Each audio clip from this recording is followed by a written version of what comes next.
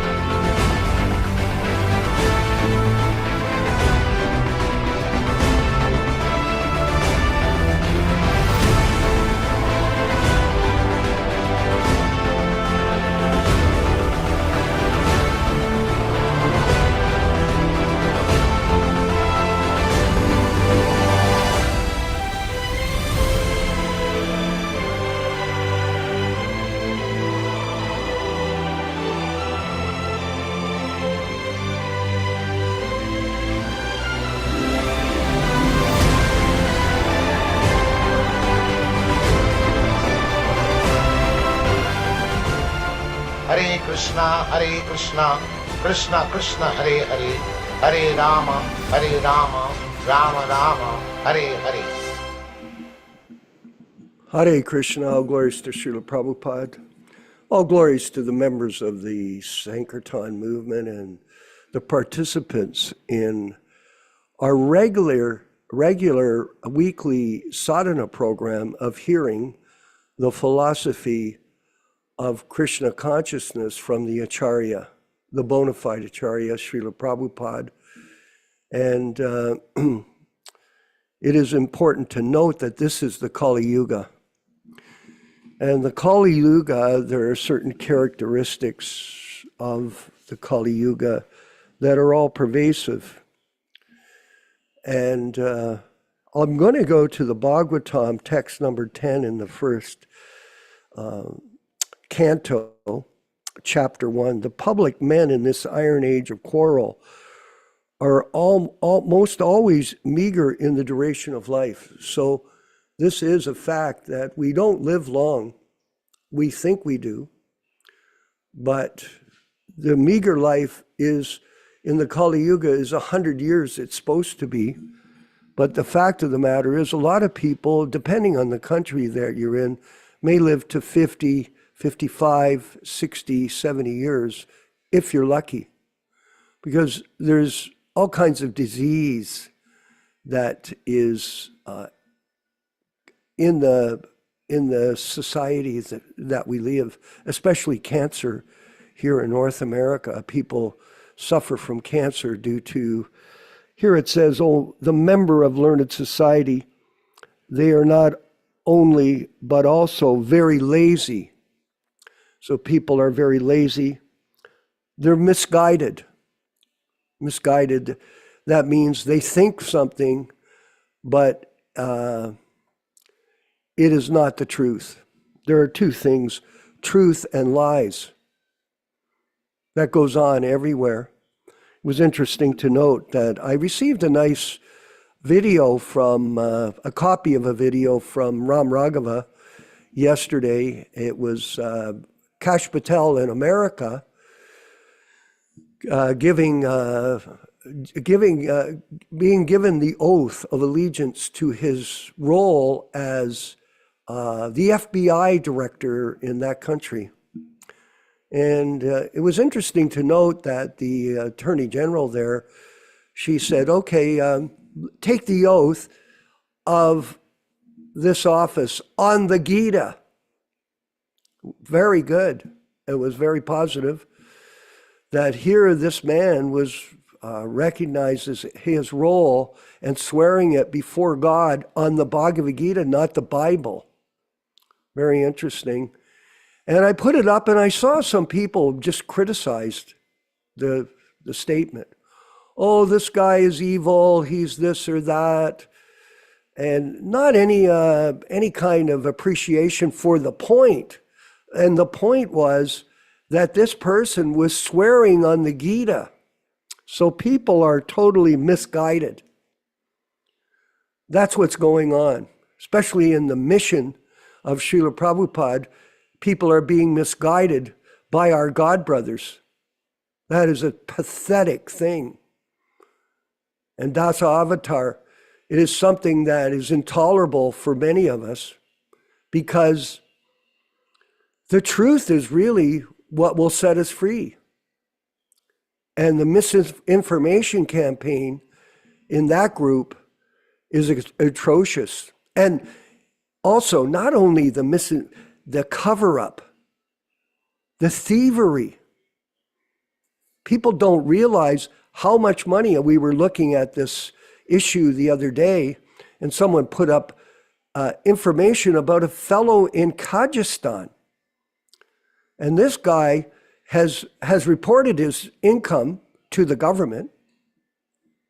Interesting, he's a member of ISKCON. He's one of these fake gurus. And he's the third richest person in Kyrgyzstan. And he gets people to donate to him regularly. And I've been saying, and some people think, oh no, he's just speculating. I'm not speculating.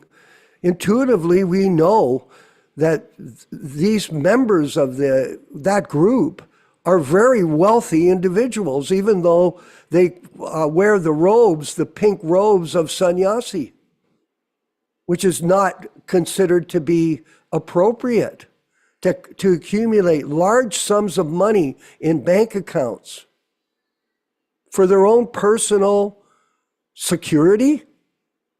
That's their insurance policy. Tens of millions of dollars, hundreds of millions of dollars robbed from the Sankirtan mission by these nefarious people. It's terrible, misguided. Prabhupada says here, unlucky. And above all, they are very disturbed. This is the reality of the Kali Yuga. It's kind of depressing if you think about it. How these things are described in the Bhagavatam, and how we look at things around us and that's all we see, mass confusion. Even in a spiritual movement, the Sankirtan movement, there's mass confusion and opinion. Ram Raghava. I call it the society of opinionators. I've got an opinion. Oh yeah. Is it a truth? No. It's a misrepresentation. It's a lie for personal ambition. This goes on. This is the Kali Yuga. So this is right in the beginning of the Bhagavatam, that this understanding of the time and place we're in are explained very clearly to everyone in this Shruti, these Shastras. And Prabhupada is so kind that he's giving us this insight, and he has given us a solution for our own personal mental disturbance, because it's disturbing, Dharma Bhavana, to be in a movement and see, or be in a society where everybody is confused. And only a few people, and even amongst the few people, hardly anybody can work together. That's a fact. Everybody is more or less independent agents. This is due to circumstance. The circumstance of the dissolving of a mission that they were a part of, and then being left on your own and trying to make out in the best way you can. And Prabhupada worked so hard to try to establish a mission. And he went through a lot of difficulty, as we've been reading in the diaries. So much difficulty, as we mentioned yesterday. I mean, he was on the boat from the Jaladuta, and he suffered those immense heart attacks. And you saw on the page, he just put a line, no functionality. So difficulty in New York, tremendous difficulty. He went from 65 to 66, an entire year of austerity, completely on his own, rejected by everyone, but at the same time, he kept trying. He never gave up. He's an acharya of the highest level. And it's an amazing story. So sad that Prabhupada is not with us. It's terrible, at least in his Vapu form. I personally thought, oh, Prabhupada will live for 100 years. I was sure of that.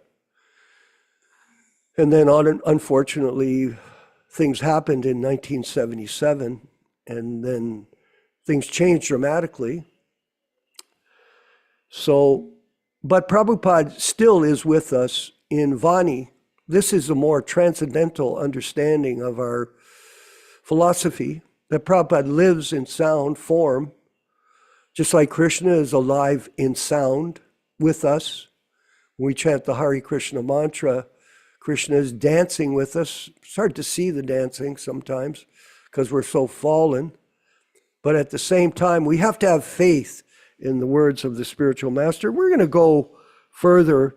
We're going to read some sections from this, diary about the history. So we can absorb ourselves a bit. And it's an excerpt from a letter to Hanuman Prasad Podar, dated February 5th, 1970. So it's a bit of a summary, everyone, of Prabhupada explaining his situation to others. I feel very much obliged to Gopal and his wife Sally for their nice treatment and reception. I was with them for 3 weeks in Butler, near Pittsburgh, Pennsylvania. Ironic, eh? NASA Avatar. That's where they tried to assassinate Donald Trump. Same city. And then I came to New York. I was getting some money by selling my Srimad Bhagavatams, and we're getting Bhagavatams, by the way, everyone, soon. And we can all undertake to sell them and use that money to further print more books. We have multiple projects we're going to do, not only in America and Canada, but also in Italy and in Mexico. Thus, I was maintaining myself in New York, maintaining through book distribution. After some time, I rented one apartment at number 171st Street West. But after a few months, all my things, typewriter, tape recorder, books, were stolen. Then for some time, one of my students gave me shelter at the Bowery Street. Paul Murray, his name was. And the Bowery was very degraded, mostly alcoholism and drug addiction. Then I rented a storefront and an apartment at 26 2nd Avenue for $200 per month. But without any source of income, I started my classes, and sometimes on Sundays, I used to chant Hare Krishna mantra in Tompkins Square from 3 to 5 p.m. So we went out for 2 hours. During this time, all the young boys and girls used to gather around me. Sometimes Poet Ginsberg would come to see me, and sometimes a reporter from the New York Times came to see me. In this way, the Hare Krishna mantra chanting became very popular on the Lower East Side. In this way, the younger generation became attracted, and gradually many branches were opened, one after another. After New York, the next branch was opened in San Francisco, then in Montreal. And I had a good opportunity to serve in Montreal for a few years, for about a year and a half.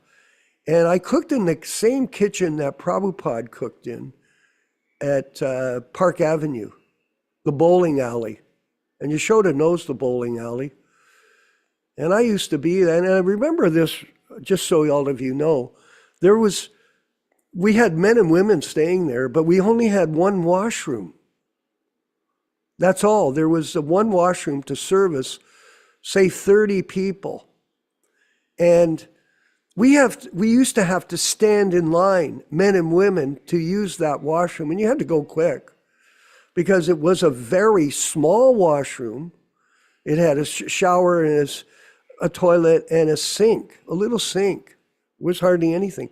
And guess what? Prabhupada I always remember this, that Prabhupada stood in line to use that washroom in the morning.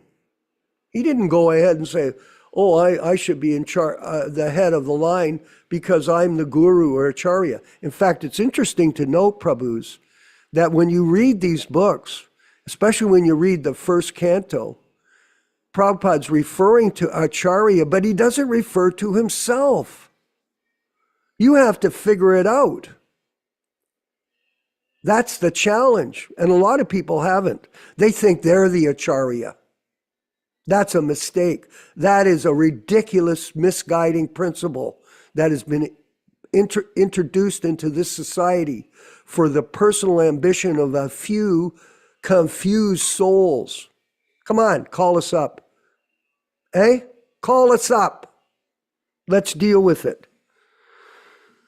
So here we go. In this way, the younger generation became attracted, and many branches were opened, one after another. After New York, the next branch in San Francisco, then Montreal, then in Boston.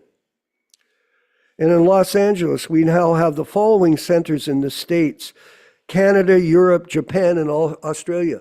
Well, Prabhupada is selling his dream to the world, except from a letter to Jayapataka Swami dated July 10th, 1970. Let's see where we are. I'm very glad to learn from your letter, 2nd of July, that both yourself and Achutananda went to Babu Ghat for chanting Hare Krishna. I'm very glad to learn that. The same process I adopted in your country when I started my Sankirtan in Tompkins Square, New York. Krishna was so kind to send me all of these boys and girls who are helping me now. Babu Ghat is a very nice place. Similarly, in front of Babu Ghat, there is the Eden Garden. That is also a very nice place.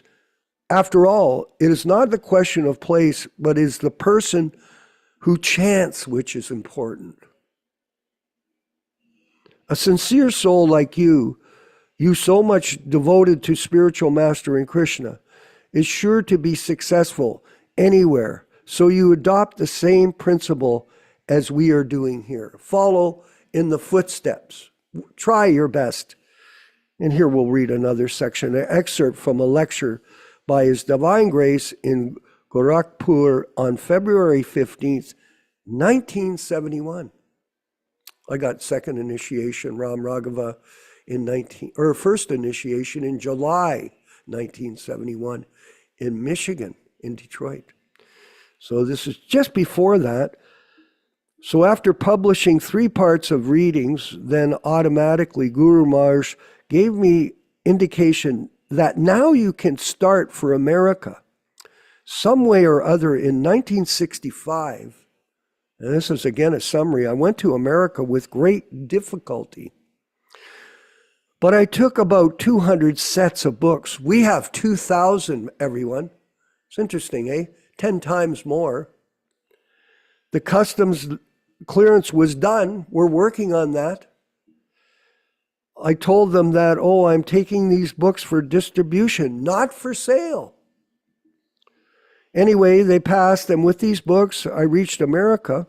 It's interesting, Prabhupada had no legal status here, but he still managed to import books into America. Interesting. 200 sets. And I was maintaining myself by selling these books for 1 year. And this is how he started this book distribution campaign. He did it himself. There was no friend, and I was living in an apartment with great difficulty. No friends. Sometimes I feel like that. I think all of us do feel that way. We have no friends. Still, the whole, I mean to say, stock and my typewriter, my tape recorder, everything was stolen. And I should qualify, when you realize, I was listening to a lecture this morning, friend, when you realize Krishna is your best friend, then you're making advancement in Krishna consciousness. So your only friend is Krishna. True, especially when you're on your deathbed. You have to realize that. In this way, I became very much depressed. And I was going to the shipping company when the next ship is going to go to India. So Prabhupada's being totally honest here with us. So they gave me such and such date. Then I thought, let me wait for some time more. So he didn't give up. Then I shall return back. He thought, well, if it's not good. And Prabhupada did encourage us, if the preaching is not good somewhere, go somewhere else. I had returned a ticket, of course, so there was no difficulty from Sumati Maharajji. In this way, and I met her, as you know, and I had a private interview with her on her request. In this way, 1966, by selling books, I had only $200, and I dared to take one apartment, and storefront was $125 per month, and the apartment $75, so I had only $200. So I advanced him $200. I did not know how to pay next month's rent. Incredible. So I started in 1966 lecturing in the storefront and in living in that apartment in 26 2nd Avenue. Then gradually these boys, American boys and girls, began to come. And then I started my kirtan in Compton Square. More and more, these younger Americans, they came to me and they were organized. Then I registered the Krishna Conscious Society under Religious Act of New York in 1966. And gradually people took interest. Incidentally, in Montreal, we opened the society under one corporation. And we used exactly the same articles of incorporation that were used in New York, identical. People means the younger section, all the boys and girls, they were from 16, not all 16, but they were 16. They were young, that's the point. Krishna Das was at that time 16 years old, and between 20 to 30, only I think Keith now, Kirtananda, he was at the time 29. And Hayagriva, I think 29. So in this way, this Hayagriva, I met him on the street. After renting the apartment and storefront, when I was returning to this Hayagriva, Professor Howard Wheeler, he was philosophically minded, so he asked me, Swamiji, are you coming from India? So I told, yes, I'm coming from India, the land of religion. So you were interested in Indian philosophy? Yes, sir. Why don't you come? I've taken one storefront and apartment. So I came back. I showed him, here's my storefront and apartment. You come in the evening. So Hayagriva and Kirtananda, Keith, and some other boys I met, I think, Satsrup, Pradyumna Rabinder Swarup, Prabhupada Rabinder, yes, he was there. Tamal, Krishna, Mukunda, Prabhupada Mukunda. In this way, 5 or 6 students used to come. Gradually it developed, and then we started next branch in San Francisco, next branch in Montreal, next branch in Buffalo. And that had an influence on us. By the way, the devotees came to Hamilton in 1969. I still remember seeing Rupanuga and Lakshmi Moni chanting downtown in Hamilton on the street. And I went up and argued with the devotees. I had no idea what they were doing, and I didn't have any idea either. But somehow or other, that was my first encounter with them in 1969. Boston in this way. Now we've got 45 branches. So practically we begin work from 1968, 66 I started, but in 67 I became very much sick. So I came back to India, and again I was there in 68. Practically this propaganda work began vigorously from 1968. So from 1968, 69, 70, and this 71, 3-4 years, all these branches have grown up, and now practically throughout the whole continent, Europe and America, they know what is Hare Krishna mantra. And Hari Griva wrote a book, A Hare Krishna Explosion, and this is like what really happened. The whole thing started to explode by Krishna's mercy. Due to our propaganda, just like the boys you have seen, they are chanting and dancing. We send street kirtan, even the most busiest quarter of New York, Fifth Avenue, and they go, the American boys, they are very daring. True. Sometimes people arrest them, and police is not harassing. The public and police both, they are now sympathetic. That here is a movement that is actually genuine and very beneficial to our people. And some of the Christian priests, they are also very sympathetic. They say that these boys, American boys, they're our boys, they are so nice, and they're mad after God, but we could not give them, Swamiji gives them, so they appreciate it. Actually, these boys come from Christian family, Jewish family. There are many churches in America. I was surprised when I first went to Butler. That's a small county, but I saw there was about a dozen churches, so I thought the American people are very religiously minded, and actually, so the history of the American people, most of them, they came from England for this religious purpose, so they migrated in America for being religiously advanced. And we're going to end that reading now of these diaries and move forward with our program of Srimad Bhagavatam with His Grace Yashodanandana Prabhu from California. All glories to Srila Prabhupada and the Sankirtan mission and his austere life of spreading this mission despite all difficulty. Let's have the chanting of Jaya Radha Madhava. Thank you.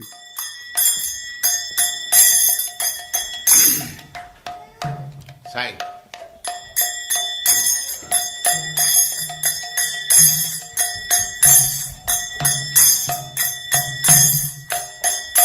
Jaya Radha Madhava Punya Bihari.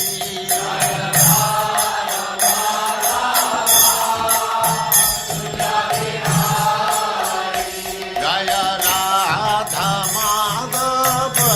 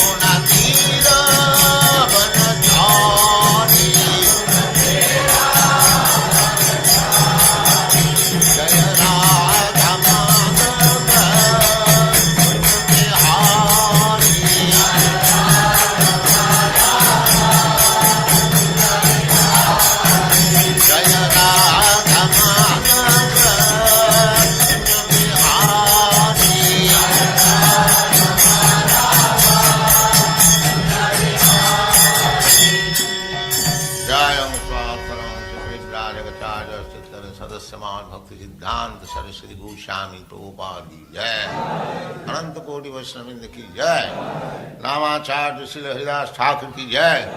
प्रेम से कहो श्री कृष्ण चैतन्य प्रभु नित्यानंद श्री अद्वैत गदाधर शिवासादि गौर भक्तवृंद की जय। श्री श्री राधा कृष्ण गौ गोपीनाथ श्याम कुंड राधा कुंड गिरिवर्धन की जय, वृंदावन धाम की जय, नवद्वीप धाम की जय, स्वामी तो भक्तवृंद की जय, गंगा माई की जय, जमुना माई की जय, तुलसी देवी की जय, भक्ति देवी की जय, स्वामी तो भक्तवृंद की जय।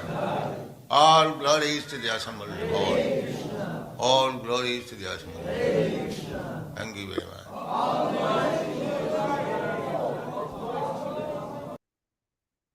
Om Namo Bhagavate Vasudevaya.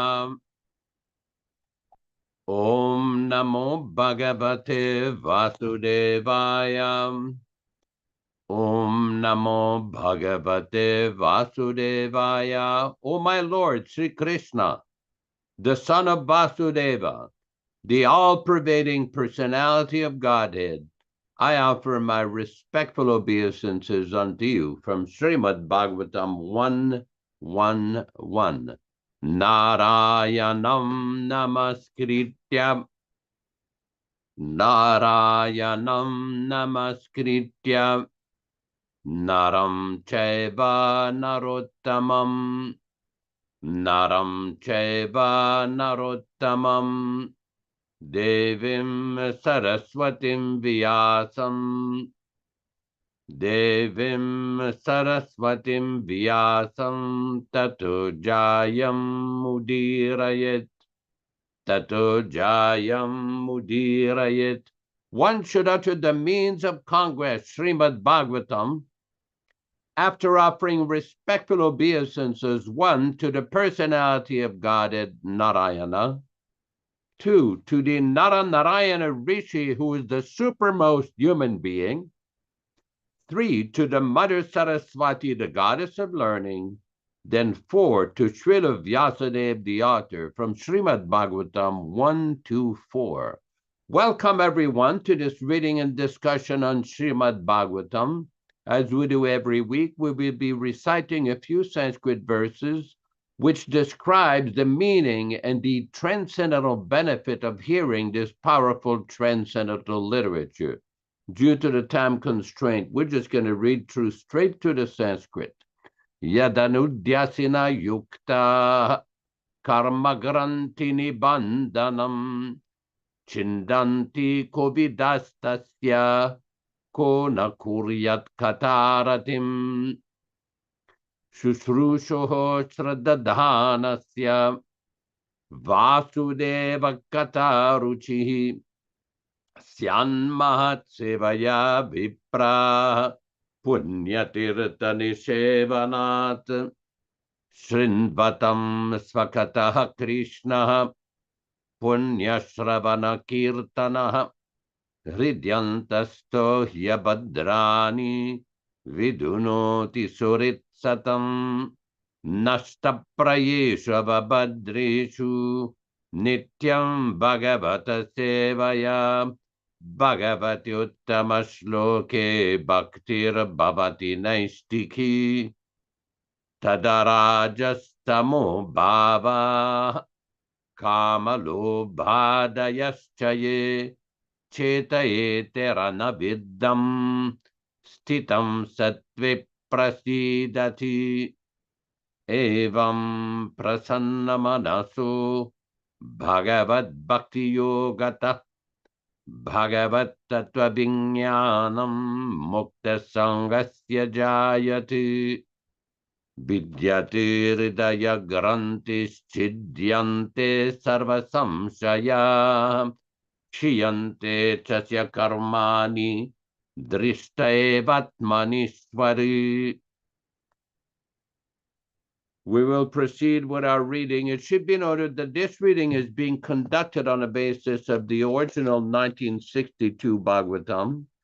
This is the same Bhagavatam which Vishwakarma Prabhu was referring to earlier in this presentation that he brought with him on the boat from Calcutta to Boston, the original unedited version, and all English synonyms, translations, and purport by His Divine Grace, A.C. Bhaktivedanta Swami Prabhupada, founder Acharya of the International Society for Krishna Consciousness, also known as the Krishna Consciousness Movement.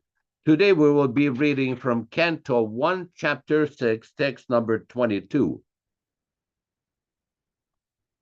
Sakrijadarshitam murupam etad kamayate naga matkama sanake sadhuhu sarvam munchatiritchayam.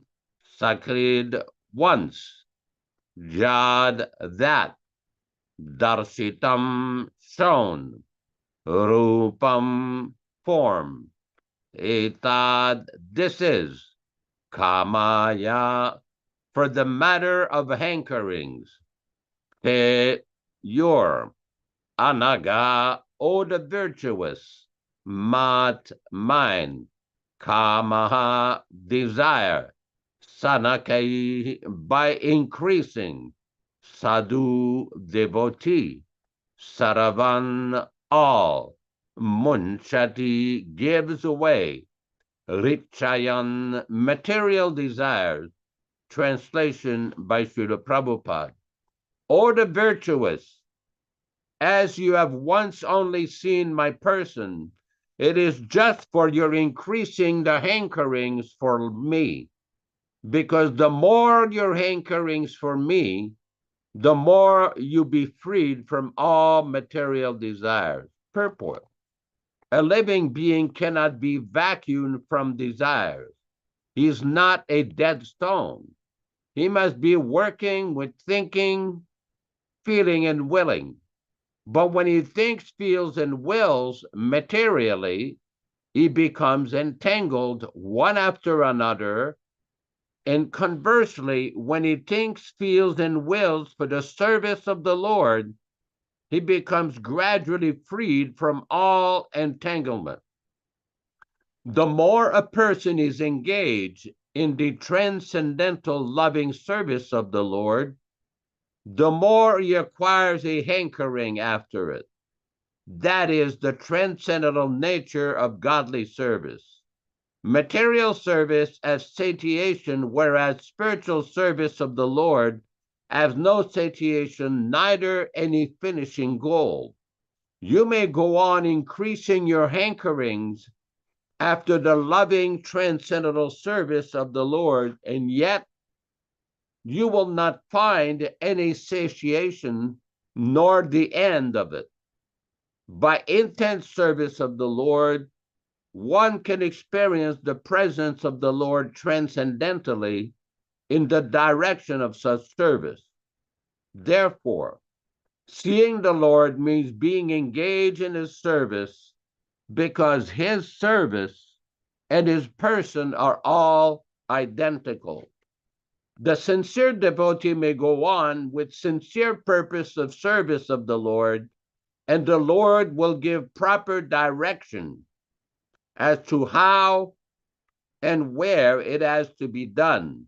There was no material desire of Nārada, and yet, just to increase the intense desire for Lord's audience, he was so advised. Om Ajnanatimmirandasya Jnananjana Shalakaya Chakshurunmilitam Yena Tasmai Gurave Namaha. Namo Vishnupadaya Krishna Prestaya Bhutale Srimate Bhaktivedanta Swaminiti Namine. Namaste Saraswati Deve Gauravani Pracharine Nirvishesha Shunyavadi Paschatya Deshatarine Bhakti Siddhanta Shishyaya Bhakti Vedanta Namine Prasannaya Prashantaya Tasmai Shri Gurave Namaha.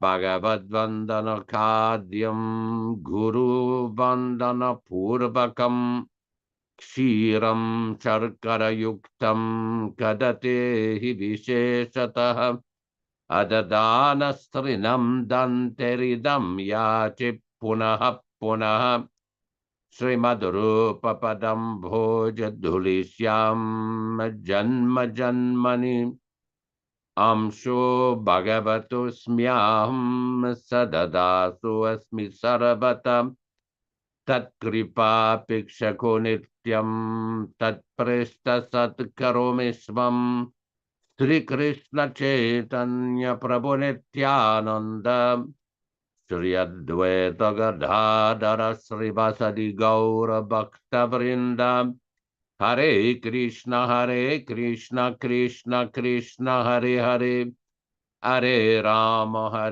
Rama Rama Hare Hare. Srila Prabhupada used to often quote a specific verse from the Padma Purana which describes the nature of the name of Krishna. At the end of that verse, there are three Sanskrit verses, Abhinatvam Nama Naminaha. What this means is that the name of Krishna and the person of Lord Krishna are non-different. Sometimes it is a little difficult for the conditioned soul, for one who's entangled in material existence, to comprehend how Krishna's name is non-different from the person of Krishna. That is the mercy of Krishna. We see Krishna describes Atas Krishna Namadi Nabhaved Grayam Indriya. To understand Krishna, Nama Adi in Sanskrit means the name of Krishna, the form of Krishna, the qualities of Krishna, the pastimes of Krishna, the incarnations of Krishna, everything related to Lord Krishna. Nabhaved Graimindraya. Here we go. That's very nice. Thank you. The translation of the verse is, therefore, material senses cannot appreciate Krishna's holy name, form, qualities, and pastimes. When a conditioned soul is awakened to Krishna consciousness and renders service by using his tongue to chant the Lord's holy name and taste the remnants of the Lord's food, the tongue is purified and one gradually comes to understand who Krishna really is. In the purport, Srila Prabhupada describes, this verse is recorded in the Bhakti Rasamrita Sindhu 1-2-234. Now, what is especially significant, the next verse is described, Nama Chintamani Krishna Chaitanya Rasa Vigraha Purna Shuddha Nitya Mukta Abhinatvam Nama Naminaha. Now, what is especially, this is a different translation. The holy name of Krishna is transcendently blissful. It bestows all spiritual benedictions, for it is Krishna himself, the reservoir of all pleasure.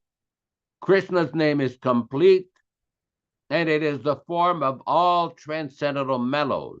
It is not a material name under any condition, and it is no less powerful than Krishna himself. Since Krishna's name is not contaminated by the material qualities, there is no question of its being involved with Maya. Krishna's name is always liberated and spiritual. It is never conditioned by the laws of material nature. This is because the name of Krishna and Krishna himself are identical. Now, in the conditioned stage of life, or in the nam-aparada stage of life, it is a little difficult to understand this fundamental concept. That is why Srila Prabhupada in Hawaii one time was asked, well, what about those devotees that they don't live in the temple and they don't completely engage in Sankirtan, and isn't that the devotee? Asked Srila Prabhupada, is not hypocritical that we're praying to Krishna to engage in the service, but they're not in the temple? And Prabhupada's basic reply was, it doesn't matter if they're in the temple, out of the temple, they just have to follow the process. So this is a very important point, because Prabhupada was trying to emphasize the transcendental process of bhakti, whether one does it officially in the temple or not in the temple, or outside the temple. Prabhupada used to say many times, make your house into a temple. When Prabhupada went to Hyderabad in 1975, there was a big reception that was arranged by an Indian gentleman who was to become the ambassador of India for a specific country.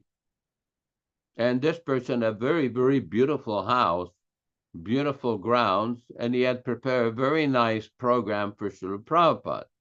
And many important persons, dignitaries, government officials, very wealthy persons had come there to hear Srila Prabhupada. And Prabhupada in that meeting says the whole purpose of the Krishna consciousness movement is to make every house into a temple, unquote.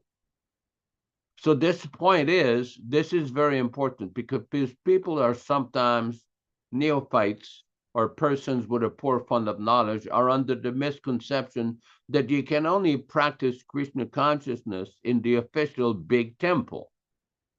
No, that was not Prabhupada's philosophy. Prabhupada's point is you can make your house, wherever you live, make it into a temple. Now, the next question may be, well, how do you do that? This is not very complicated.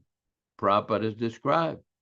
Chant Hare Krishna, offer your foodstuff to Lord Krishna, and hear Srimad Bhagavad Gita and Srimad Bhagavatam. Even in the Bhagavad Gita itself, Prabhupada described this method. It is not difficult to understand. It is not difficult to practice, but we're so addicted in this material world to so many nonsense ideas and nonsense distractions. But one will have to hear one way or the other. One will have to understand, to speak things, to hear things. Why not hear about Krishna? because we had no taste. In 1972, when we first got to Bangalore, both Gurkhan and myself got jaundice. Now, I don't know if you ever know, but this disease can be quite serious. And our whole body was turning yellow. So the gentleman there in Bangalore, he commissioned somebody to bring us fresh sugarcane juice. What happens when you get jaundice, the sugarcane juice will taste very bitter, but that is a natural cure to purify the body. And within 4 or 5 days, our health came back to normal. Now we know that in the Sri Upadeshamrita, the Nectar of Instruction, Prabhupada explains, Rupa Goswami gives, that the name of Krishna is very sweet, but in a disease condition, it is just like somebody who has jaundice. It will not taste sweet in the beginning, but by gradually chanting, following the process, eventually one will understand. Because the question comes up often, well, what happens if you practice, but then you have problems or difficulties or this or that? Well, the solution is given in the Hari Bhakti Vilas, where Sanatana Goswami and Gopal Bhagat Goswami, they quote from the Padma Purana, Bhumos Kalita Padanam Bhumireva Alambanam. That just like when a person tries to go up a slippery stairway, how does a person go up a slippery stairway? By trying again and again. And by doing this, eventually one will succeed and get to the top of the stairway. Twayi jata paradanam tvameva sharanam Prabhu. My dear Lord, Prabhu means master. That I take shelter of you. That simply by chanting your name again and again, eventually one will become successful. That is why Prabhupada in the beginning, despite the fact that all the early disciples were not trained up Brahmins who had training in Brahmin families, how did he start his movement? Prabhupada one time says, in the beginning, not too many people care for the chanting, but I cooked prasadam. Prabhupada personally cooked, and he trained Mr. Kirtanananda to cook. And he would distribute the prasadam personally himself. Prabhupada was a very expert cook. And he would cook, offer the prasadam, and he would feed them. And eventually he introduced the Mahamantra, the Kirtan. It's like we were reading in the diary that Prabhupada used to go to Tompkins Square Park, where he started this chanting. This is very, very special place. It has become a sacred place, like a holy place. It's like recently in India, they had this Kumbh Mela. They call it the Mahakumbha. Like once, supposedly every 144 years, there is this special conjunction of planets that makes it extremely auspicious to go take a bath at the confluence of the Ganga, Yamuna, and Saraswati River, called Prayag. Very special place. So in that sacred place, one gets very powerful transcendental benefit. Interestingly, there's a very interesting story. When the devotees first went to the Kumbh Mela, they would see these Naga Babas. They have these people that live in the Himalayas or ashrams in northern India, and they're covered with ashes, long hair. They look like you don't see this anywhere in the world. It's like a special kind of tribal people that live in the jungle or something. And devotees used to laugh at these people. They did never see, you don't see this in Canada or America or in USA or Canada. You don't see that. So when the devotees went to Prabhupada, said, oh, no, don't laugh. Don't laugh. Some of these people are very powerful yogis who take their baths every day simultaneously in Haridwar, Dwarka, Jagannath Puri, and Rameswaram, called Charadham, the 4 sacred places of India, special places. And Prabhupada says some of them live up to 700 years. Do not laugh at them. So the point is that that place is considered a very special holy place, this Prayag. Similarly, that Tompkins Square Park that Vishwakarma Prabhu was reading about, that first place where Prabhupada chanted, that is as powerful as Prayag. And somebody may say, how is that? That is described in the Bhagavatam. Tirti kurbanti tirtani, that a pure devotee, a pure Vaishnava, wherever he goes, that place purifies even the places of pilgrimage. That is the power of a Mahabhagavata Uttama, a topmost Mahabhagavata like Srila Prabhupada. Because sometimes people ask the question, have been asked that question, well, why do we worship the Guru or the Acharya? What is the philosophy behind it? Well, this is nicely explained in the Chaitanya Charitamrita. Madhya Lila, chapter 24, text 330. Maha Bhagavata Srishto Bhagavata Ve Gurun Ridam Sarvesham Eva Lokanam Aso Pujyo Yataharihi. In the last Sanskrit line of that verse, it says, the Guru is worshipped as good as Hari. Why?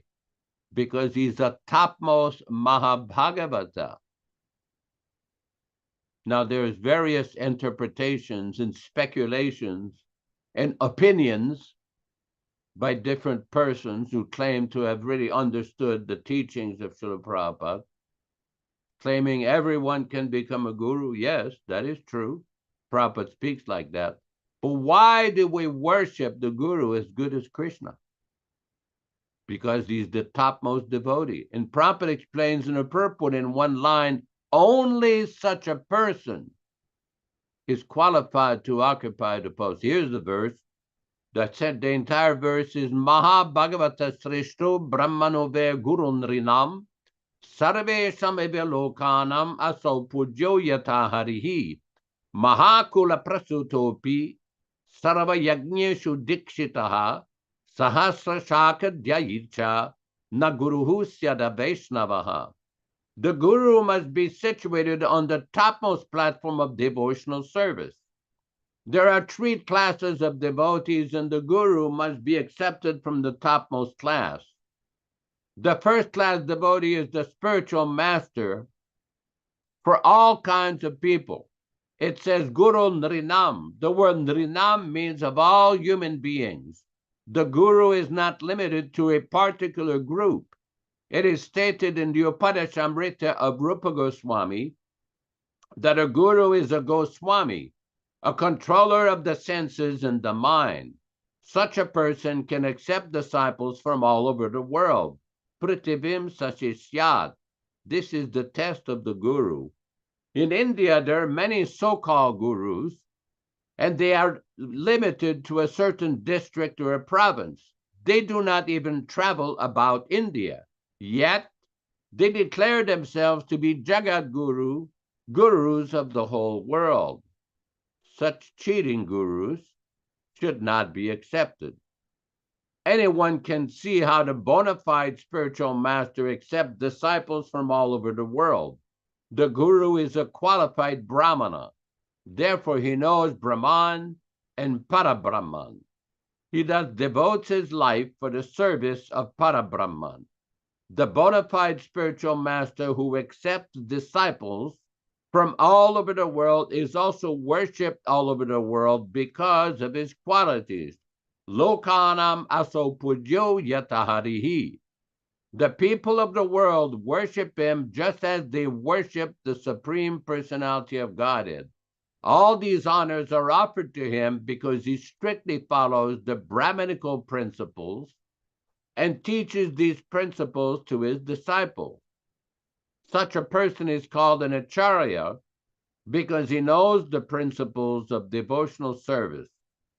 He behaves in that way himself, and he teaches his disciples to follow in his footsteps. Thus, he is an acharya or Jagat Guru.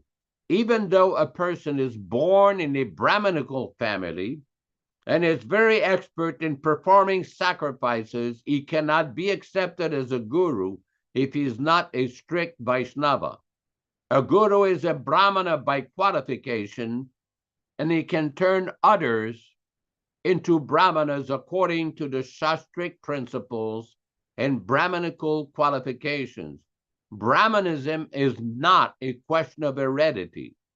In Srimad Bhagavatam 7:32-11, Sri Nārada Muni tells Maharaj Yudhishthira what a Brahmana is. He states that if Brahmanical qualifications are observed in Kshatriyas, Vaishyas, or even Shudras, one should accept them as Brahmanas. In this regard, Srila Sridhar Swami has commented, Samadhibireva Brahmanadi Vyavaharu Mukhyaha Najati Matraditya Yasyeti Yadyati Anyatra Varnantare Api Drishyeta Tad Varnantaram Teneva Lakshana Nimitteneva Varnina Vinirdiset Natu Jati Nimitteneti Artaha. There is a similar statement made by Nilakanta, the commentator on Mahabharata. Shudrupi Samadhi Upeto Brahmana Eva. Brahmanopi Kamadi Upetaha Shudra Eva. Although one may be born in the Shudra family, if he's endowed with the Brahmanical qualities beginning with Shama, control of the mind, he is to be accepted as a Brahmana. Although one may be born in a Brahmana family, if he is endowed with the qualities beginning with Kama, lust, he is to be considered a Shudra. No one should present himself as a Brahmana simply on the basis of being born in a Brahmanical family. One must be qualified by the Brahmanical qualities mentioned in the Shastras, particularly Bhagavad Gita. Samodamas tapasanto saucham, Kshantir arjavamevacha, jnanam vijnanamastikyam, brahma karma swabhavajam. Peacefulness, self-control, austerity, purity, tolerance, honesty, wisdom, knowledge, and religiousness, these are the qualities by which the Brahmanas work. Bhagavad Gita 18:42. Unless one is qualified with all these attributes, he cannot be accepted as a Brahmana. And Prabhupada goes on like this. There's one part of this purported Prabhupada said, only such a person, in topmost Mahabhagavata, is fit to occupy the position of Guru. So this is a very important point, that those who claim that they've become a guru by so-called appointment or voting by ecclesiastical convention should try to listen. Prabhupada in one conversation stated, everyone has got an opinion, but not everyone has got the knowledge. But again, what to expect from those who claim that they have seen the truth. Thank you very much. To whom it may concern. Hare Krishna, Hare Krishna.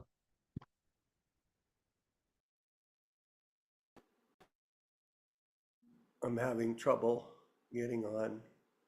Okay, thank you very much. Very profound. So much information contained in these discussions and readings.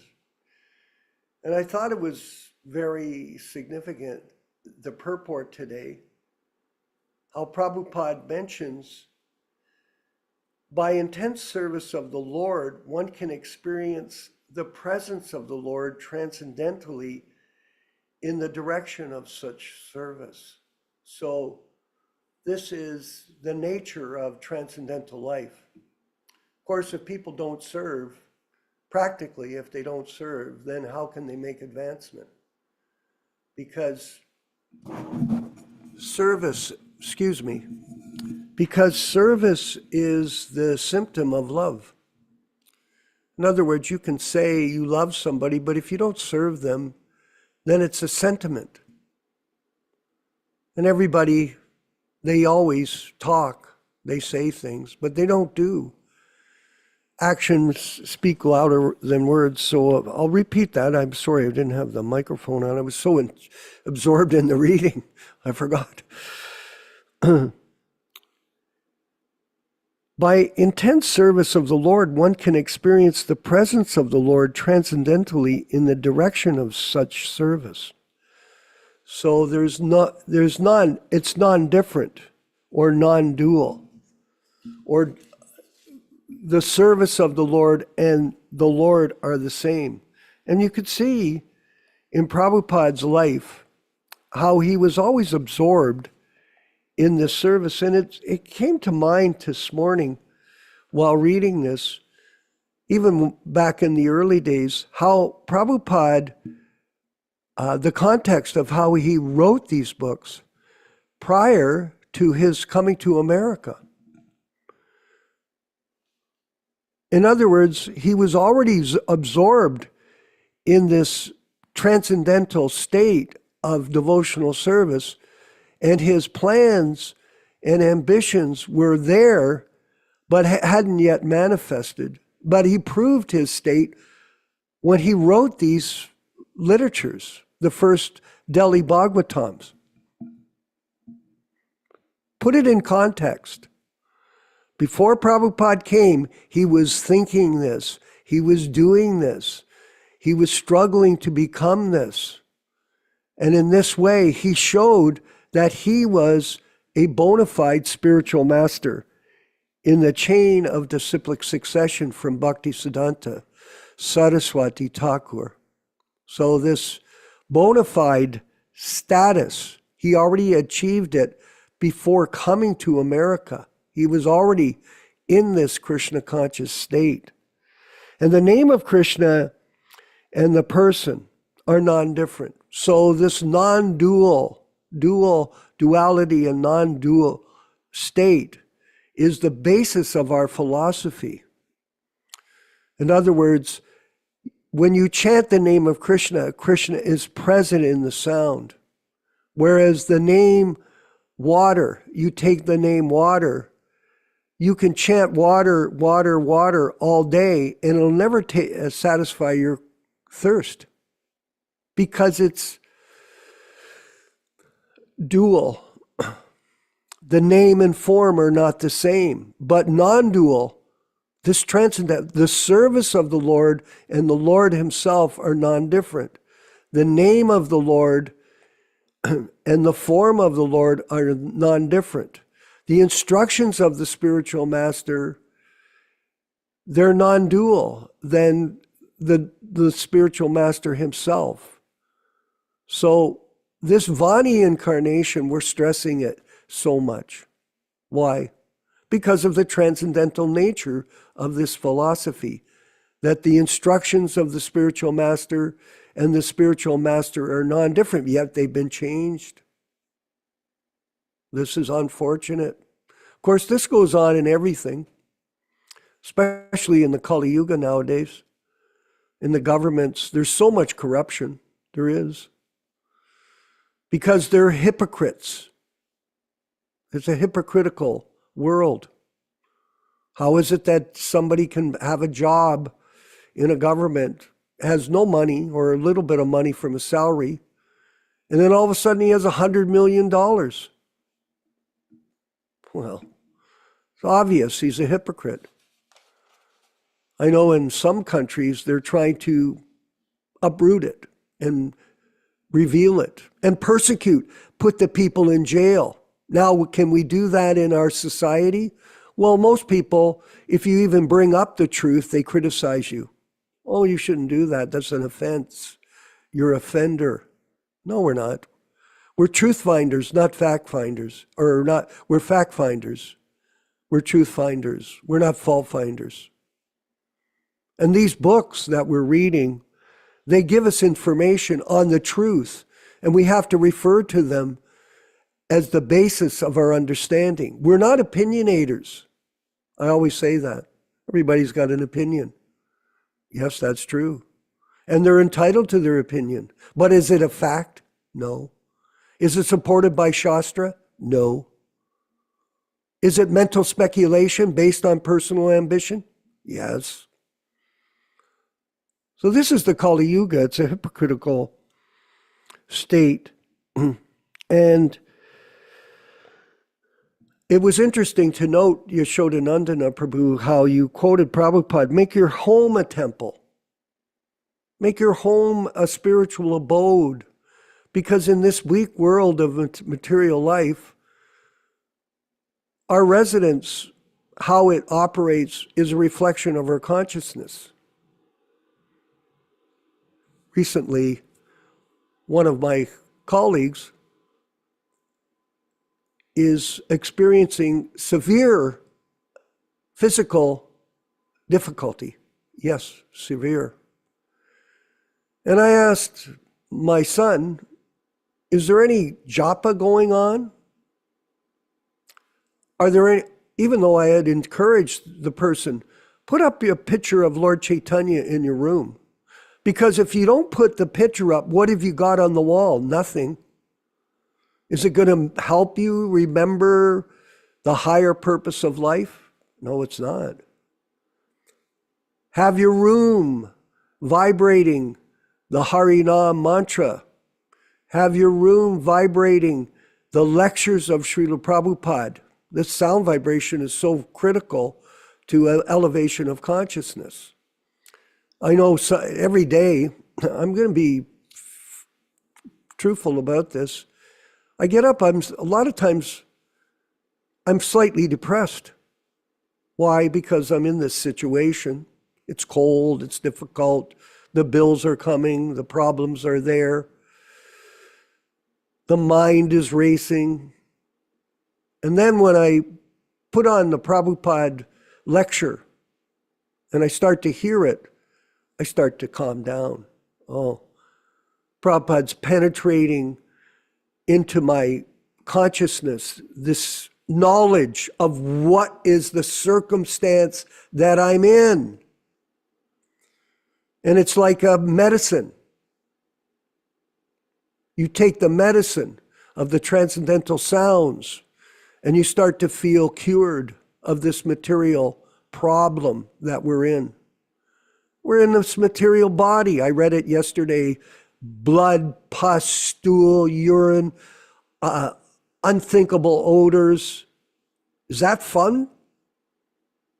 Is that a good time? When you realize you're an eternal spirit soul at certain times, and the rest of the time you see, I'm locked in this prison house of the material body. So the service that we accept for the spiritual master is our cause of liberation. And this is our solace. We take shelter in the service of the spiritual master. And in this way, we feel some relief from the distresses of life. How much should we surrender? As much as we can. People are so attached to everything. I know we all are. Our circumstances, our mental state. Oh, I know I'm this, I'm that. So breaking this bondage of material existence, this is very difficult. Even in a most critical time, Ram Raghava, where a person is about to face death, at the same time, they can't give up their own mental speculation, their own false ego. So it's not easy. We have to always keep practicing. And in this way, by the grace of the spiritual master, we can become liberated from this material situation. Yashodanandana Prabhu, if you could further explain. Well, very good points are being raised here. Very important discussion. As a continuation of our reading of the Lilamrita Review, today we will be reading from section 1, page number 2, where there is a description on page number 2 in the bottom. The associate of the Supreme Lord is also described as a Mahabhagavata. Everywhere he immediately sees manifest the form of the Supreme Lord. In the purport, Srila Prabhupada explains, due to deep ecstatic love for Krishna, the Mahabhagavata sees Krishna everywhere and nothing else. This is confirmed in Brahma Samhita. Premanjana Turita Bhakti Vilochanena from Sri Chaitanya Charitamrita Madhya Lila 8274. On page number 3 of this Lilamrita Review, Prabhupada has directly stated his status as a Mahabhagavata. This is from the Nectar of Instruction on page 64. Such neophytes, unable to appreciate the exalted service of the advanced devotee, try to bring the Mahabhagavata to their platform. We experience such difficulties in propagating this Krishna consciousness all over the world. Unfortunately, we are surrounded by neophyte godbrothers. They simply try to bring us to their platform. His divine grace, Srila Prabhupada, was never affected by the material modes of nature, which include the contaminations of happiness and distress, heat and cold, hunger and thirst, etc. His body was not made of the material elements. When he sometimes said otherwise, that was to accomplish his own purposes in the advancement of his disciples. His body was spiritual. Then there's a quote from a letter from Srila Prabhupada to a devotee named Madhusudana. Yes, the analogy concerning the spiritual body of the Sadguru is acceptable, but not in the material sense. In the material world, the gold box and the gold-plated box may be different in price, but in the spiritual world, there is no distinction. There, the gold box and the gold-plated box are the same. From a letter from Srila Prabhupada to Madhusudana Dasa, February 1st, 1968. The associate of the Lord, when he comes to this material world, either as a Nitya Siddha or Sadhana Siddha, does not have to experience and tolerate pain. He is of the same quality as Lord Krishna in this regard. Then there's a quote from Srimad Bhagavatam, Canto 3, Chapter 25, Text 24. Even though he appears to be in the material world, he is not affected by the miseries of the material world. Those who are sadhavaha, or devotees engaged in Krishna consciousness, in the transcendental service of the Lord, do not feel the contamination of material miseries, whereas those who are not devotees in Krishna consciousness actually feel the miseries of material existence. Next, there's a quote from the first Srimad Bhagavatam, Canto 1, Chapter 13, Text 55. A pure devotee of the Lord does not live on any planet of the material sky, nor does he feel any contact with the material elements. His so-called material body does not exist. Being surcharged with the spiritual current of the Lord's identical interest, and thus is permanently freed from all contaminations of the sum total of the Mahatattva. Being freed from this material nature is the primary meaning of the qualitative oneness with the Lord, Sakshadari, which the pure devotee has fully realized. Next is a quotation from Srimad Bhagavatam, Canto 3, Chapter 4, Text 31. As the Lord is not affected by the modes of material nature, so a pure devotee of the Lord is also not affected by the modes of nature. That is the primary qualification of being one with the Lord. A person who is able to attain this transcendental qualification is called Jivan Mukta, or liberated, even though he is apparently in material condition. From Srimad Bhagavatam 3.4.31. And then we have a quote from Srimad Bhagavatam, Canto 1, Chapter 11, Text number 38. This is the divinity of the personality of Godhead. He is not affected by the qualities of material nature. even though he is in contact with them.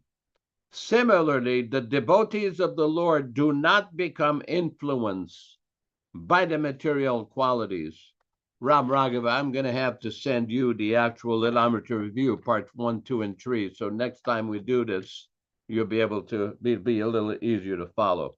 We'll resume the program with Vishwakarma Prabhu. Hare Krishna. Thank you very much.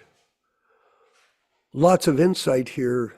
And it was making me think about the auspicious situation that we're in, Dharma Bhavana, that we are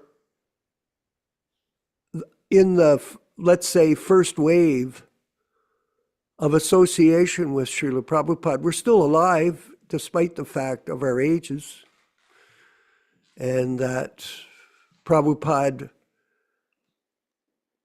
blessed us with his personal association to help us, to inspire us to carry on with devotional service and take advantage of the human form of life. It's opportunity. Opportunity and preparation that enables a person to become successful in whatever they do. But if you don't take advantage of the opportunity, then your life is wasted. That's it. And we see that going on right in front of our eyes, that these things are going on due to Maya, Maya's influence, that which is not. You think it's real, but it isn't. It's a dream. You're dreaming your life away in so many material desires, so much material ambition, so much material ego. These things, they're like monkeys on monkeys on your back. They won't go away. So we have to constantly focus on this process of devotional service, was what we do with the constant programs that we're creating on a weekly basis. No, someone would say, well, it's only 3 programs. Well, before you know it, every day is Friday, every day is Thursday, every day is Saturday, every day is Sunday. It just keeps going. Oh, don't forget, the class is today. So in this way, we're constantly hearing this philosophy, we're practicing it, and in this way, we're preparing to go back home, back to Godhead. And we're going to ask Ram Raghava. I saw his hand come up, our Prabhu in the States. Your question, Prabhu, or comment? Hare Krishna. So there are 15 people watching on YouTube live stream, and somebody named Bolo Bolo has a question. His question is, is there any genuine Ritvik organizations safe to follow? Okay, well, I'm going to get Yashoda to, yes, ours. And the way you can figure it out, just come to the classes. And the last class, we gave rules of acceptance of initiation as a Prabhupada disciple. So if you go back to that, you can see all the rules that we have for a person to qualify for Ritvik initiation. And then you can listen to the programs. If you have any questions, you can come forward and ask them. You can call us personally. We'll be happy to talk to you. I talk to hundreds of devotees yearly with all kinds of questions and inquiries and searching for truth. There is truth here. We're blessed, all of us, and we're happy to have you watching the programs. So you can use your intelligence, your discrimination, and decide. Yashodanandana, Prabhu, maybe you could comment. Well, it's a very interesting question, because what I find, as you may know, that I'm in touch with many devotees. I've been doing this preaching since 1978, basically protesting many of the false ideologies that were being presented by many of the managers, leading managers in the ISKCON society.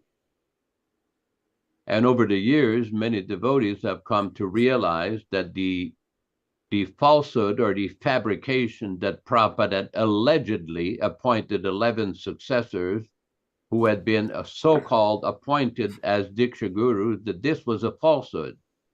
They came to realize that this was not Srila Prabhupada's arrangement. It was a misinterpretation of many of Prabhupada's statements. Now, many devotees are practicing or following Srila Prabhupada in many ways, claiming to be either Prabhupada Anugas or Ritviks or followers of Prabhupada, and we welcome that. We welcome if people want to try to follow Srila Prabhupada the best they can. It is not, Srila Prabhupada himself could foresee that in the future, after his departure, there could be problems. If those of you who have studied the 4th canto of Srimad Bhagavatam, there's a very interesting statement in the 4th canto of the Bhagavatam where Prabhupada describes what happens after the Acharya disappears. And Prabhupada said there's many so-called gurus, so many so-called yogis, so many deviated persons who tried to introduce unauthorized principles.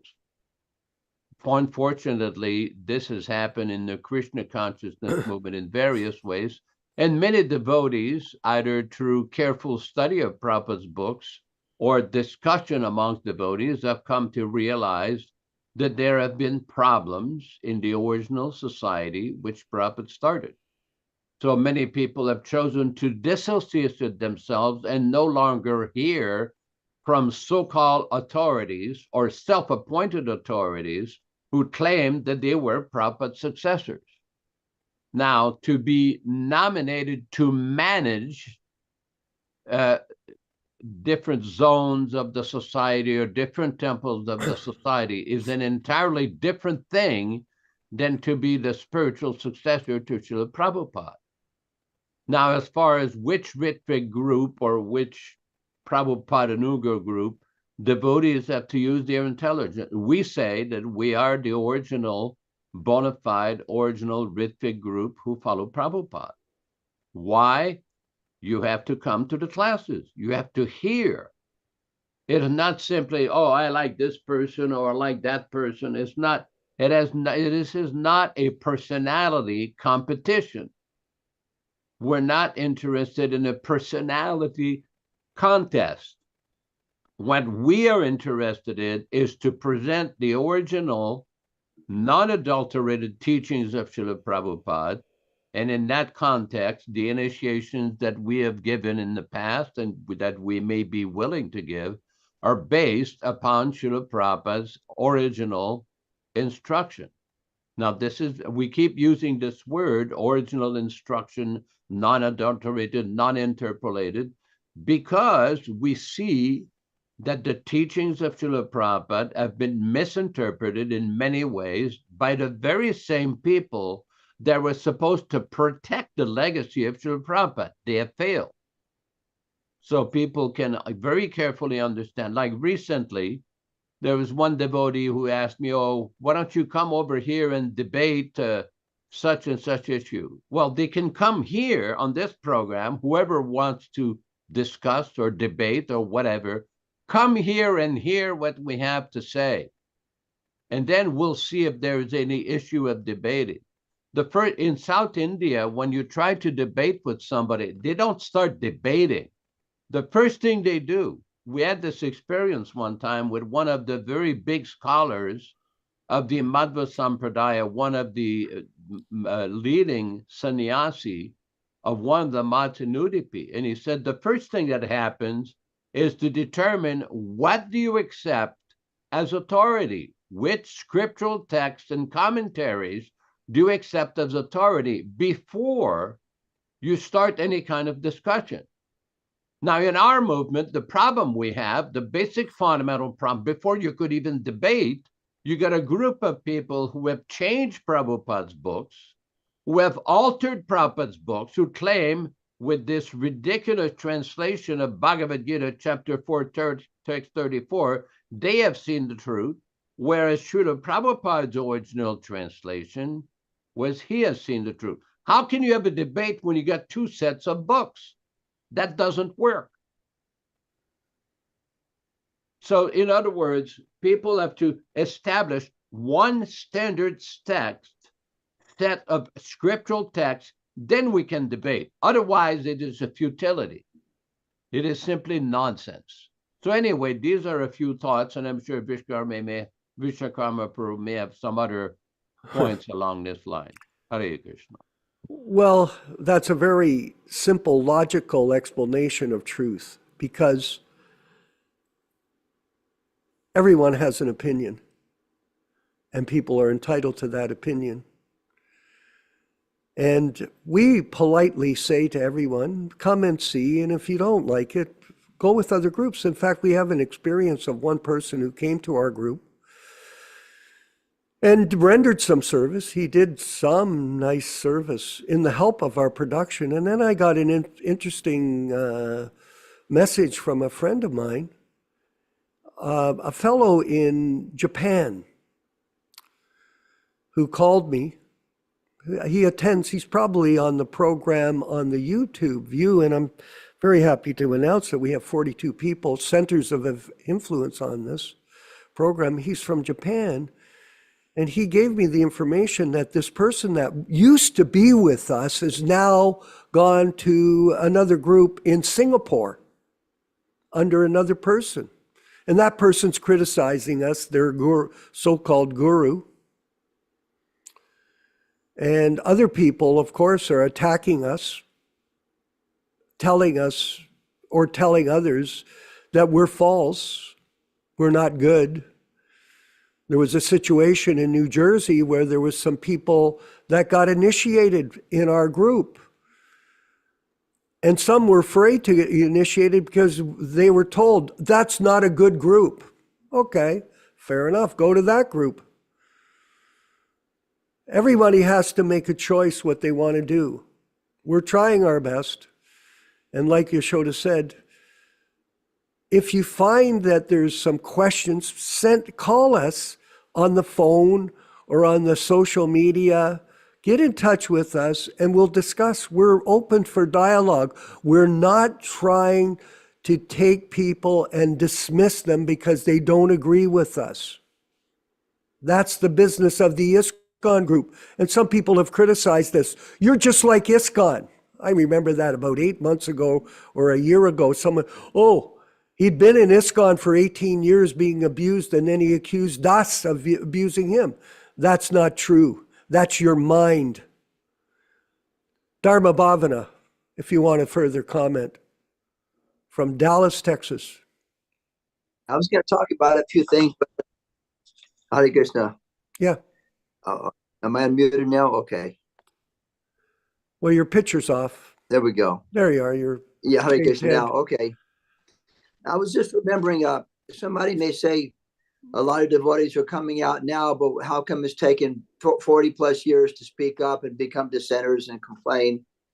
But I remember 10, 15, maybe, 20 years ago, I started to go see different websites. And I went to KrishnaConsciousnessMovement.com as one of the original websites. And many articles were there by Yashodananda Prabhu, like the tradition of debate, the Leelamrita. And I was thinking to myself, I've read the Leelamrita. I didn't see anything wrong with it. But then I started to examine more carefully what the points were that were considered. And I realized that, yeah, it's true. The Leelamrita was not written properly at all. So it took me some time to kind of find some kind of understanding of, good websites or people to associate with. And just one thing I remember, a kind of little different point here is that about devotee association. Years ago, when I was a young devotee in Austin, we had a very, very small temple. Every 6 months, we moved to a different house. We had a really small kitchen. At one time, Vishwajana Maharaj came and he was cooking in there, and there was 2 or 3 devotees, and he was commenting how in a kitchen 10 foot by 10 foot, or even no less than that, much smaller than that, how 3 or 4 devotees could cook in the kitchen and they could be Krishna conscious. And he commented how if devotees are in a small washroom or a kitchen and you're bumping in each other and it's a very uncomfortable situation, how can you be Krishna conscious in that capacity? And he commented, you have to look around and you have to think in your mind, all these other devotees are doing great devotional service. Except it was a really small kitchen. So I just had a few comments to make along those desires. We spoke about so many things today, but I thought I'd mention the KrishnaConsciousNessMovement.com website because it's from a long time ago. And it had these fundamental and pretty fabulous detailed articles that were really helpful, at least personally for me. Again, many, decades ago when it first came out, and it was really helpful. That's all. Thank you, Haribo. Well, thank you, Prabhu, and we appreciate your steady participation in these programs and all of you that come on a regular basis. It is volunteer.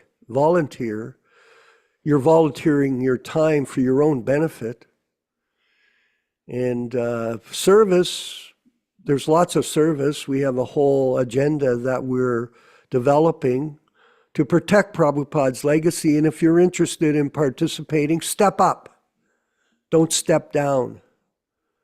It's a time to take advantage of this opportunity, especially Dasa Avatar, as time is marching. I wrote a blues song, Time and Tide Wait for No Man. This is the circumstance that all of us are in. And your most valuable possession, Ram Raghava, is your time, not your money. What you do with your time every day. Just like every day we all get up, we chant our rounds. Yes, it takes time. It takes 2 hours or maybe more or less depending on how you chant, but it takes time. And the most important use of time is the service that we render to the mission of protecting Prabhupada's legacy, which Yashodanandana Prabhu, and I do appreciate, it was actually Krishna's arrangement.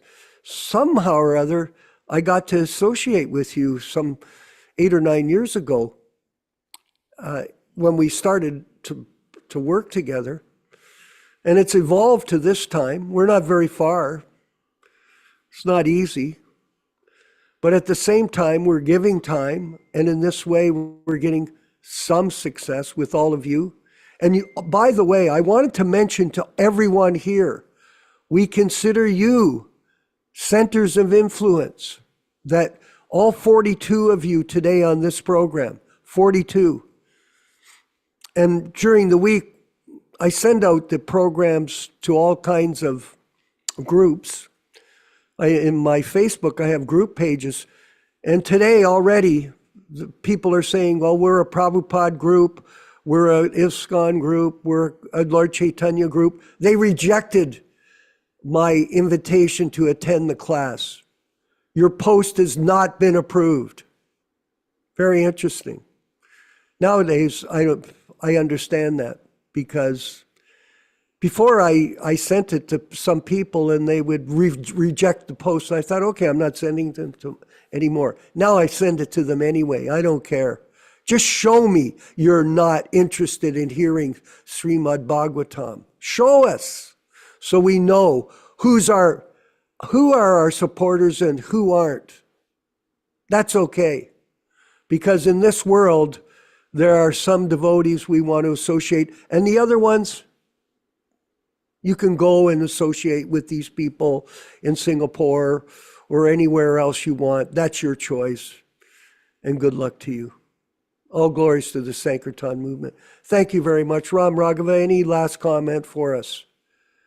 I have, there's one more question from the YouTube live stream. Yeah, please. Somebody named Christopher says, Christopher. regarding Ritvik, the one question I have is Bhagavad Gita 2:41 purport in support of a living spiritual master. It says that the spiritual master knows the disciple and so guides him. Is that a valid argument against Ritvik initiation? Okay, repeat that again for Yashoda. He's going to respond.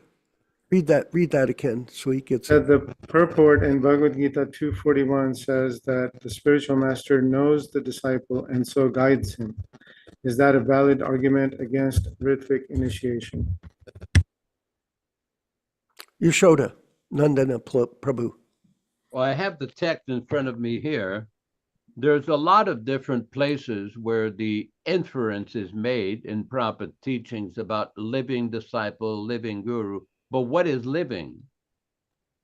Have you ever heard the statement from Srila Prabhupada in 1969, where Srila Prabhupada stated on the 13th of January during a Srimad Bhagavatam class, what we have heard from the spiritual master, that is living. What about that?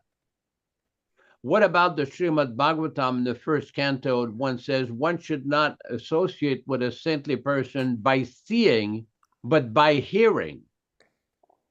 What about the hundreds, if not thousands, of references about hearing submissively from the Acharya? What about, from a practical historical perspective, the devotees who never met Srila Prabhupada, but yet were initiated by Srila Prabhupada? What about those devotees who never spent any living time or physical association with Prabhupada, but yet were initiated on the day of their so-called initiation or actual initiation? In other words, what is association with the spiritual master? Now, I'm quite familiar with all these various arguments that people claim that you can't accept initiation from somebody who is not physically present. But that is not proper. How did Vishwanath Chakravarti Thakur accept Narottam Das Thakur as his guru? There is a lecture from Srila Prabhupada where Prabhupada describes how Vishwanath Chakravarti Thakur, who, by the way, never physically met Narottam Das Thakur, they were never living on the planet at the same time. How did he accept him as his spiritual master? How? Obviously, it's not because he physically met him. They were never on the planet at the same time. So in other words, the concept, the meaning of initiation and association and accepting a spiritual master has to be understood properly according to Prabhupada's statements. Don't be victimized by the propaganda of the self-appointed Acharya party. They have not understood Prabhupada's teachings. They will mislead you. Because when Prabhupada says that the spiritual master knows the disciple, the spiritual master, like Srila Prabhupada, is especially empowered by Krishna. How did Prabhupada accept the disciple? Let me ask this question for the know-it-all who claims that Prabhupada's arrangement for Ritvik initiation is not bona fide. Which previous Acharya before Srila Prabhupada ever initiated people? For example, Prabhupada is in New York. He's initiating somebody in Tokyo or in London, England. No one, there's no record of anybody ever doing that before in the disciplic succession. But during Prabhupada's manifested presence, nobody ever challenged Prabhupada on that, because they all understood that Prabhupada was especially empowered to preach Krishna consciousness according to time, place, and circumstances, and to make arrangements to facilitate the expansion of the Krishna consciousness movement. That's why he authorized different disciples, representatives, senior disciples, temple presidents, sannyasis, GBCs, to do things on his behalf. How? I mean, in other words, we have to use our intelligence. The formalities of the initiation, the choosing of the name, the fire sacrifice, the throwing the bananas of the fire, that is one aspect. What we are talking about is the process of initiation, the Divyam Jnanam process, the transmission of transcendental knowledge. That is the real essence of initiation. This is described in the Nectar of Instruction. Divyam Jnanam yato dadyat kuryat papasya sankshayam Tasmat dikshiti saproktes deshike tapakovide. In other words, Srila Prabhupada's system was to engage devotees. He was one person, he empowered his disciples, representatives, to do things on his behalf. And as long as the disciples considered that aspect and keeping Prabhupada as the focus, the movement expanded. And the minute they started concocting these bogus interpretations and misinterpretation, everything started to fall apart. So this idea that the guru knows the disciple, yes, he's empowered by Krishna. He has special knowledge, special empowerment, special yogic powers, special mystic powers, special supernatural powers. He's not an ordinary living being. That's a few points. There's a lot of other points regarding this, but Yes, and if I could further, just as we wind up the show, Christopher, the main issue is not Ritvik initiation. It's Vapu Vani. Does Prabhupada still live in his sound?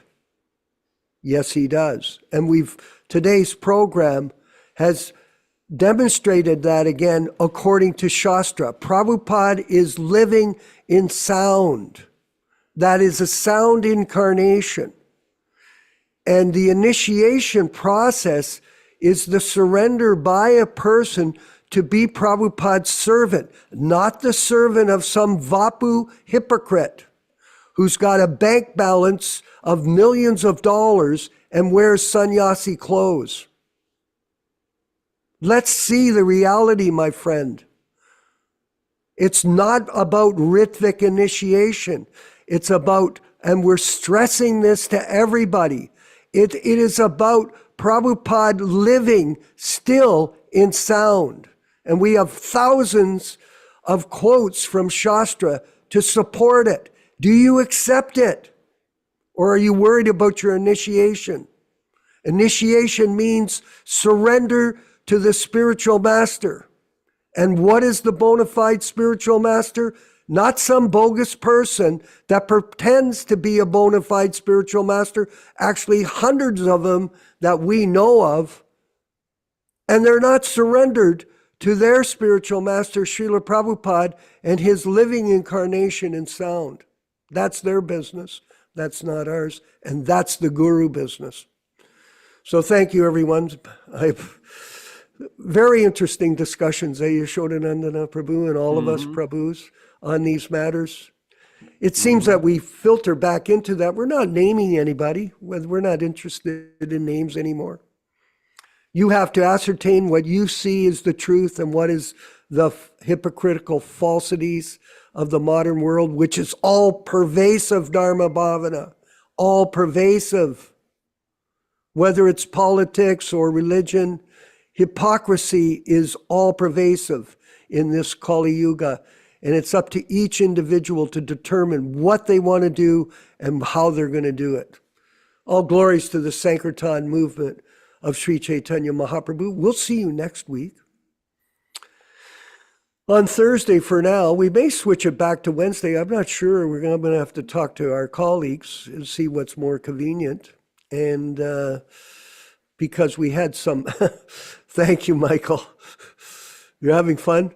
You're enjoying this? You're so much interested in being a part of this group, and we appreciate your participation very much and your enthusiasm.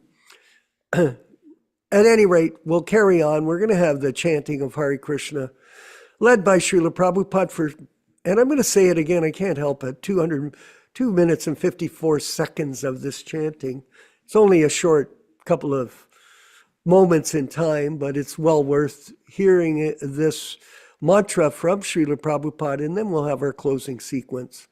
All glories to Srila Prabhupada and all of you.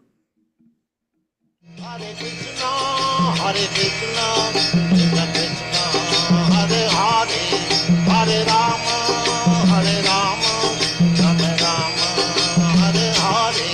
Hare Krishna, Hare Krishna, Krishna Krishna, Hare Hare, Hare Rama, Hare Rama, Rama Rama, Hare Hare. Hare Krishna, Hare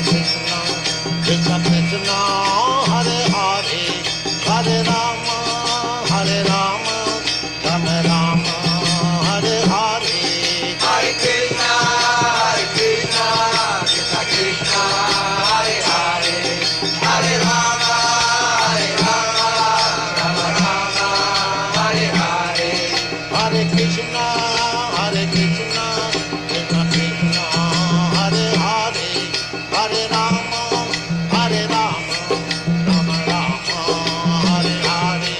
Hare Krishna,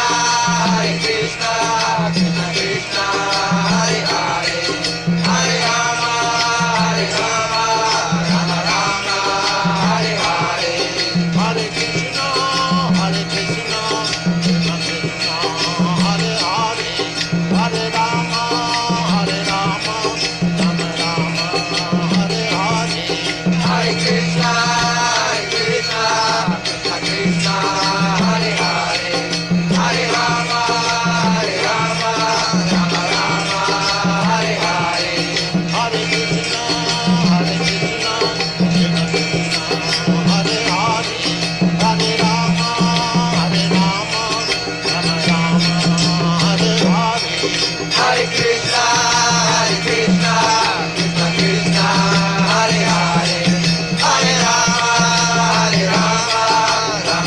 Rama, Hare Hare. Hare Krishna, Krishna Krishna, Hare Hare, Hare Rama, Rama Rama, Hare Hare. Hare Krishna, Krishna Krishna, Hare Hare, Hare Rama, Rama Rama, Hare Hare. Hare Krishna, Krishna Krishna, Hare Hare, Hare Rama, Rama Rama, Hare Hare. Hare Krishna,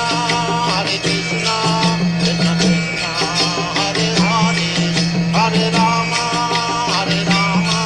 Rama Rama, Hare Hare. Hare Krishna, Krishna Krishna, Hare Hare, Hare Rama, Rama Rama, Hare Hare. Let us offer our respectful obeisances to all the assembled Vaishnava devotees. Vanchakalpa tarubhyascha kripa sindubhya evacha patitanam pavanebhyo Vaishnavibhyo namo namaha. I offer my respectful obeisances. We all offer our respectful obeisances unto all the Vaishnava devotees of the Lord who can fulfill the desires of everyone, just like desire trees, and who are full of compassion for the fallen souls. Thanks everybody for participating in this lively discussion. Vishwakarma Prabhu in Hamilton, Ontario, Canada, snowed in with all the snowstorms. Rochisa Devi Mataji in Montreal, Canada, also snowed in, but transcendently blissful. Ram Raghava Prabhu in Georgia, thank you so much for hosting the program. And Rupa Goswami Prabhu in Mumbai, India. We have Vijay Pandit in Venice, Italy. Pierangelo in Switzerland. Geneva, yes, very good. Dasavatar Prabhu in Australia. And Bhakta Michael Dillon in Yuba City, California. Narasimha Prabhu in Norton, California. And Andabaya Mataji in North Carolina, and everybody participating in the program. Thank you so much. Please come on Thursday at 5:00 p.m. for reading of Sri Chaitanya Charitamrita. And we hope to see you then. And please attend the transcendental blissful chanting of the Maha Mantra for the end of the program. Hare Krishna, Hare Krishna. Hare Krishna, Krishna Krishna, Hare Hare, Hare Ram, Ram Ram, Hare Hare. Hare Krishna, Krishna Krishna, Hare Hare, Hare Ram, Ram Ram, Hare Hare. Hare Krishna, Krishna Krishna, Hare Hare, Hare Ram, Ram Hare Hare. Hare Krishna, Krishna Krishna, Hare Hare, Hare Ram, Ram Hare Hare. Hare Krishna, Krishna Krishna, Hare Hare, Hare Ram, Ram Hare Hare.